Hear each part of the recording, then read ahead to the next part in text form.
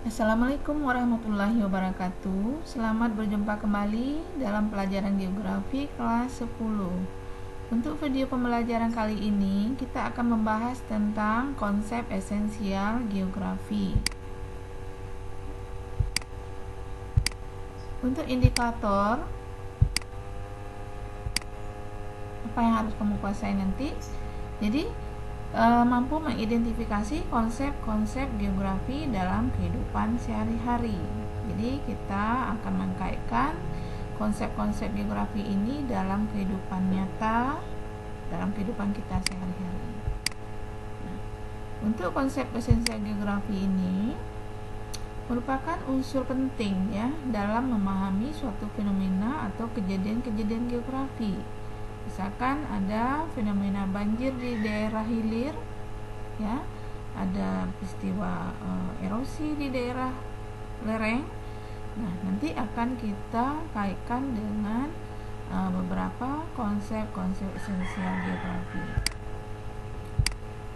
Nah, ini gambaran ada 10 konsep geografi, ya, ada konsep lokasi, konsep jarak, morfologi, konsep aglomerasi, keterjangkauan, keterkaitan keruangan, ada pola, ada nilai kegunaan, ada diferensiasi area dan interaksi interdependensi. Nah, untuk selanjutnya kita lihat tadi ya. Tadi konsep lokasi, jarak, keterjangkauan, pola, morfologi, aglomerasi, nilai kegunaan, interaksi dan interdependensi. Ada konsep diferensiasi area, ada konsep keterkaitan keruangan. Sekarang kita lihat satu persatu. Yang pertama kita lihat dulu konsep lokasi.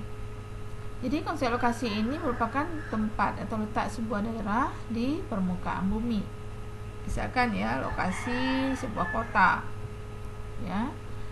Nah, lokasi ini terbagi dua, ada disebut lokasi absolut. Jadi lokasi absolut ini merupakan lokasi suatu tempat ya berdasarkan garis lintang dan garis bujur, atau disebut dengan letak secara astronomis ya. Nah, sekarang lokasi relatif. Nah, lokasi relatif ini sering juga disebut sebagai letak geografis. Jadi letak suatu tempat itu berdasarkan kondisi dan situasi daerah di sekitarnya atau daerah di sekelilingnya. Sebagai contoh, ya kita lihat. Nah, ini letak astronomis Indonesia.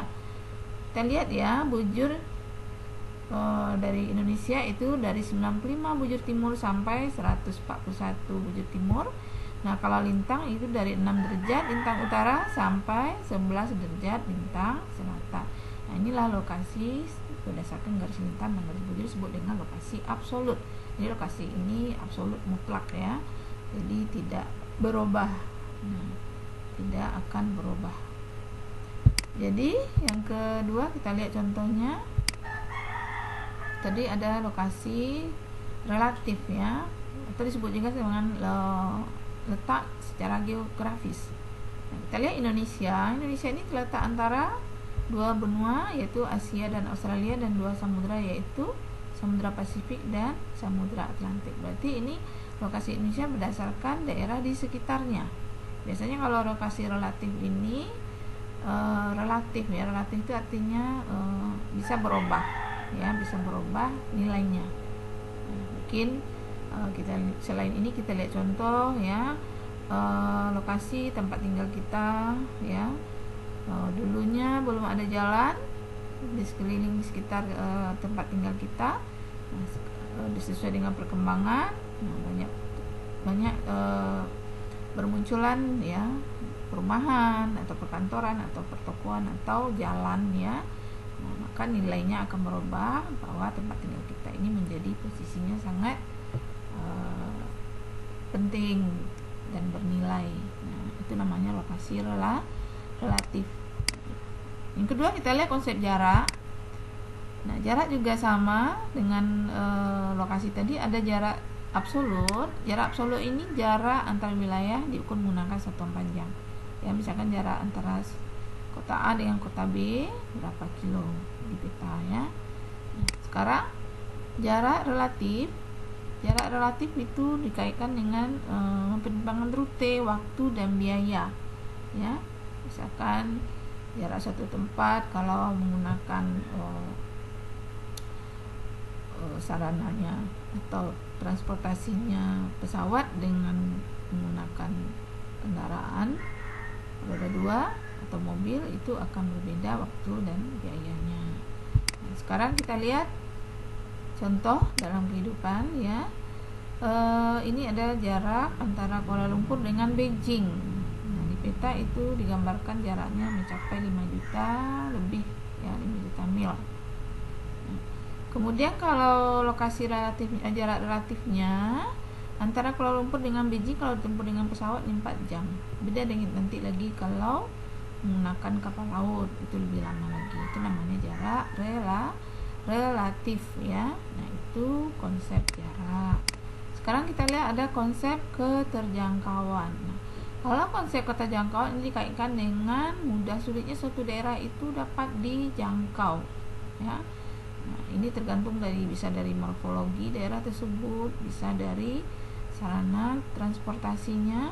Nah, kalau sudah memadai tentu mudah dijangkau. Contoh di daerah kota ini mudah dijangkau ya, karena sudah memadai semuanya sarana transportasi, prasarananya jalan, ada jalan tol, jalan layang ya. Dan nih contoh lain, ini daerah pedesaan ya, karena jalannya bersih, jalan tanah, nah daerah itu sulit sekali dijangkau. Ini namanya konsep keterjangkauan. Kemudian konsep pola. Nah, kalau konsep pola ini berkaitan dengan susunan dan bentuk ya, persebaran atau fenomena di ruang muka bumi, seperti pola sungai, ya, ada pola pemukiman ya. Nah, jadi kalau kita lihat ini pola pemukiman ya, ada di kiri kanan jalan. Jadi pola pemukiman di daerah dataran dengan daerah pegunungan nanti akan berbeda. Pola pemukiman di wilayah kota. Dan contoh lain itu seperti sungai tadi ya. Sungai ini pola sungai yang ada di daerah datar dengan daerah pegunungan juga nanti akan berbeda bentuknya. Dikaitkan dengan konsep pola. Nah, yang kelima ada konsep morfologi. Konsep morfologi ini berkaitan dengan bentuk muka bumi. Ya, kita tahu muka bumi ini terbentuk karena adanya pengangkatan, penurunan, ada erosi, ya, ada tenaga endogen, ada tenaga eksogen, sehingga bentuk muka bumi akan beragam. Nah, contoh di sini ada wilayah yang berbentuk pegunungan, ada yang datar, ada yang miring, lereng, lembah, ada yang bentuk dataran aluvial. Nah, ini kaitkan dengan konsep morfologi. Kita lihat contohnya. Ini daerah gunungan ya, Bukit Barisan itu sepanjang bagian barat Sumatera, jejer Bukit Barisan. Ini ada lagi contoh bentuk muka bumi dataran aluvial. Ini hasil dari sedimentasi yang diendapkan membentuk kipas aluvial di muara sungai ya. Nah, banyak lagi contohnya, ada daerah yang datar, dataran rendah. Nah, itu dikaitkan dengan konsep morfologi. Sekarang kita lihat yang keenam, itu konsep aglomerasi. Konsep aglomerasi, apa itu aglomerasi? Itu merupakan kecenderungan pengelompokan sebuah fenomena atau objek pada suatu wilayah. Jadi terjadi pengelompokan atau pemusatan ya. Contoh kita lihat. Ini ada kawasan industri. Ini pengelompokan di sini kita lihat semuanya pabrik-pabrik ya yang mengelompok. Jadi ini namanya aglomerasi. Nah, contoh lain misalnya di perkotaan itu ada pemukiman kumuh ya, atau disebut dengan slum area. Ini juga terjadi pengelompokan pemukiman kumuh. Nah, ada lagi kelompok pengelompokan pemukiman elit. Nah, ini fenomena ini akan kita lihat ya di permukaan bumi yang disebut dengan konsep aglomerasi. Yang ketujuh itu konsep nilai kegunaan ya. Nah, apa itu nilai kegunaan?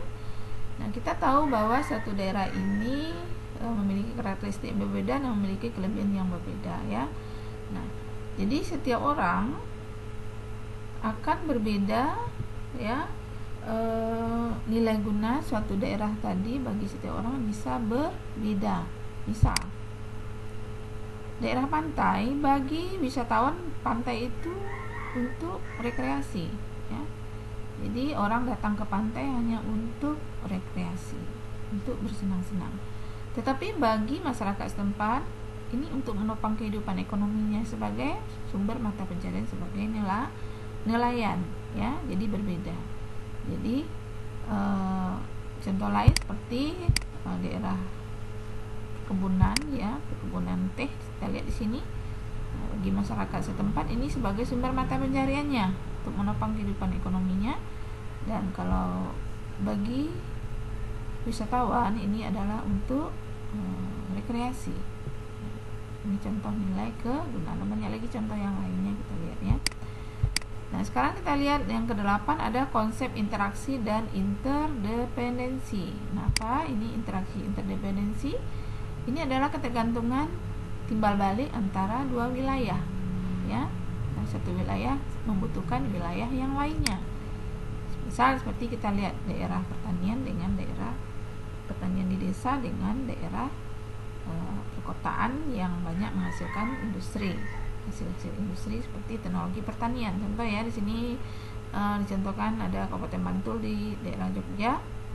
Bantul ini terkenal dengan daerah pertaniannya.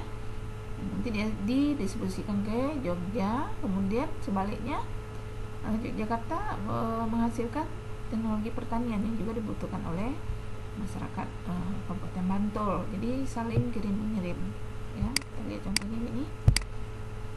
Ini daerah pertanian yang mengirimkan hasil pertaniannya pasti dikirimkan nanti dipasarkan ke daerah perkotaan, dan industri pertanian yang ada di kota nanti akan dibutuhkan, ya, dan dipasarkan ke daerah pertanian di pedesaan. Ini contoh interaksi dan interdependensi. Yang ke-9 konsep diferensiasi area. Ya, konsep diferensiasi area ini merupakan daerah yang berbeda, ya. Masing-masing daerah mempunyai ciri khas, ya, baik itu dari sumber daya alamnya, dari morfologinya, dari keadaan penduduknya. Contoh saja kita lihat daerah pedesaan dengan perkotaan, ya. Kalau daerah pedesaan itu corak khasnya banyak dalam pertanian, sementara di daerah perkotaan itu banyak pusat-pusat perdagangan, ya, aktivitas perdagangan, perkantoran. Jadi kita lihat ada perbedaan. Ini contohnya di daerah pedesaan. Nah, di sini kita lihat, ya, rumahnya sederhana, jalannya masih jalan setapak, banyak dikelilingi oleh sawah, lahan pertanian. Sementara di perkotaan ini gedung-gedung bertingkat, perkantoran, ya, pemukiman yang sangat padat. Nah, ini namanya konsep diferensiasi area. Nah, contoh lain, ya, bisa saja kita lihat ada daerah yang berbeda dari sumber daya alamnya. Ada daerah yang banyak menghasilkan hasil pertanian, ada daerah yang menghasilkan minyak bumi dan lain sebagainya. Jadi ini dikaitkan dengan konsep diferensiasi area dalam mengkaji ilmu geografi. Yang terakhir itu konsep keterkaitan keruangan, ya.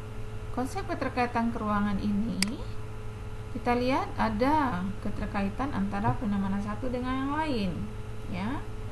Contoh antara fenomena alam dengan fenomena kehidupan sosial, ya. Nah, bisa kita contohkan di sini. Misalkan kalau daerah miring biasanya ini tanahnya tipis. Kenapa? Karena pada daerah miring itu erosinya lebih kuat, ya. Jadi biasanya daerah miring itu tanahnya kurang subur. Kemudian di daerah aliran sungai, ya, biasanya kalau daerah hulunya rusak, misalkan hutannya sudah gundul, maka pengaruhnya nanti kaitannya dengan banjir di daerah hilir. Nah, ini tadi, ya, daerah miring itu tanahnya lebih tipis karena erosi semakin tinggi. Itulah tadi, ya, 10 konsep geografi, ya, yang mana konsep geografi ini dapat kita lihat beberapa contohnya dalam kehidupan yang kita kaitkan nanti, ya, dengan 10 konsep geografi ini. Oke, cukup sekian pembelajaran kita pada pertemuan ini. Semoga ilmunya bermanfaat. Assalamualaikum warahmatullahi wabarakatuh. Sampai jumpa ya pada materi selanjutnya.